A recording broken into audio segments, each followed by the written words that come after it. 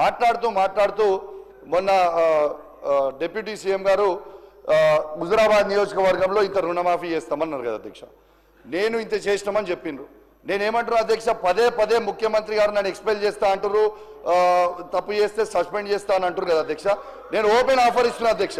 107 గ్రామ పంచాయతీలలో ఏ ఒక్క గ్రామ పంచాయతీలైనా హుజురాబాద్ నియోజకవర్గం 100% రుణమాఫీ అయితే నేను రాజీనామా చేసి నేనే వెళ్ళిపోతా అధ్యక్ష. ఇది గ్యారంటీగా చెప్తా ఉన్నా. ఇంకోటి అధ్యక్ష, మాట్లాడుతూ మొన్న డిప్యూటీ సీఎం గారు హుజురాబాద్ నియోజకవర్గంలో ఇంత రుణమాఫీ చేస్తామన్నారు కదా అధ్యక్ష.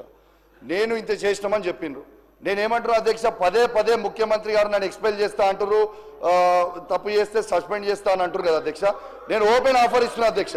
107 గ్రామ పంచాయతీలలో ఏ ఒక్క గ్రామ పంచాయతీలైనా హుజురాబాద్ నియోజకవర్గం 100% రుణమాఫీ అయితే నేను రాజీనామా చేసి నేనే వెళ్ళిపోతా అధ్యక్ష. ఇది గ్యారంటీగా చెప్తా ఉన్నా. ఇంకోటి